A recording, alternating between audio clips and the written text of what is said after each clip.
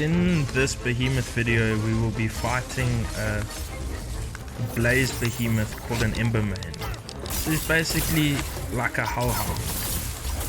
So you'll see I specified a blaze behemoth. So each behemoth has a specific element, except for those classified as neutral behemoths.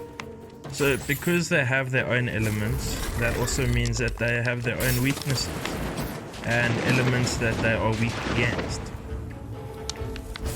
When fighting behemoths, it's best to use the armor that's the same element, but weapons that counter that element. So for example, this behemoth would be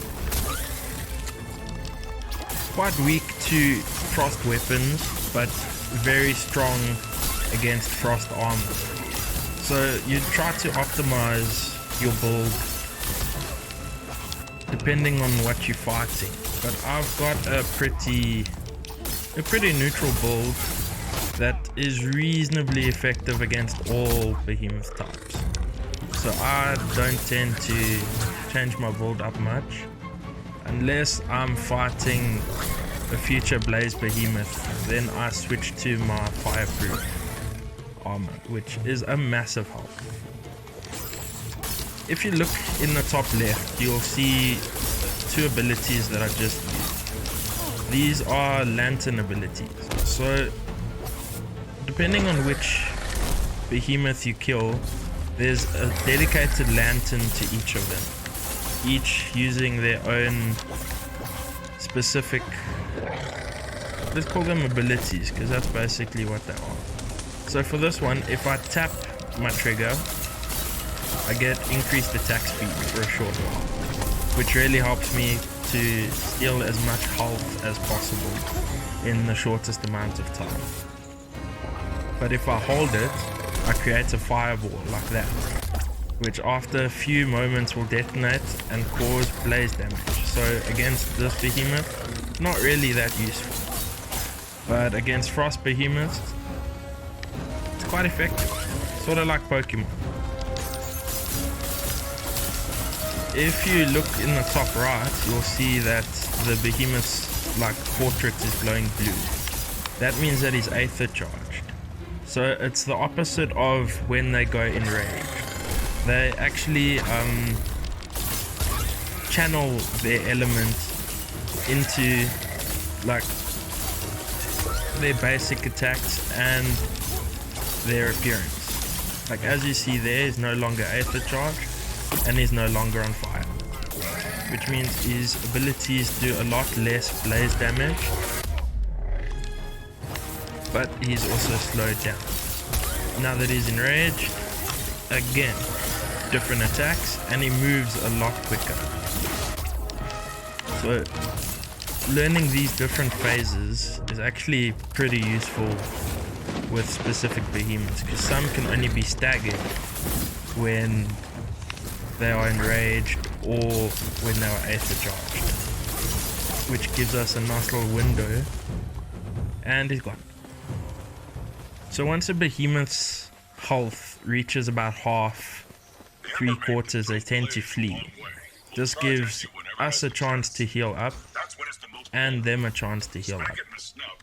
And this would be the time where you drink your potions, heal your teammates, get ready for another round. And here he is, so we should be able to kill him quite quickly. We've already broken his horn.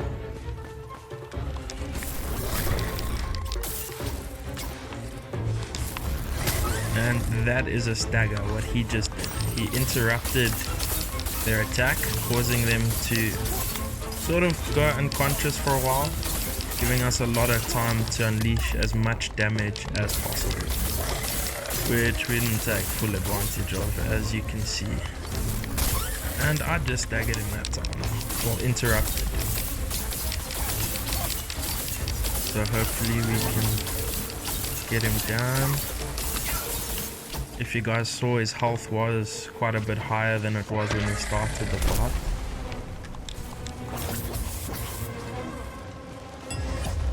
If you guys see, I'll get hit by a fireball now, hopefully.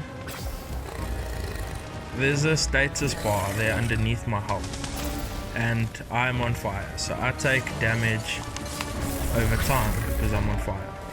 But if you are on fire, dodging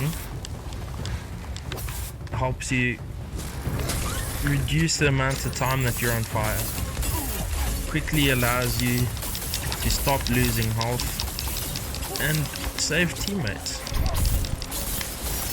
But hopefully he stops doing that now, so I can just get close to him. Break his horn again. There we go.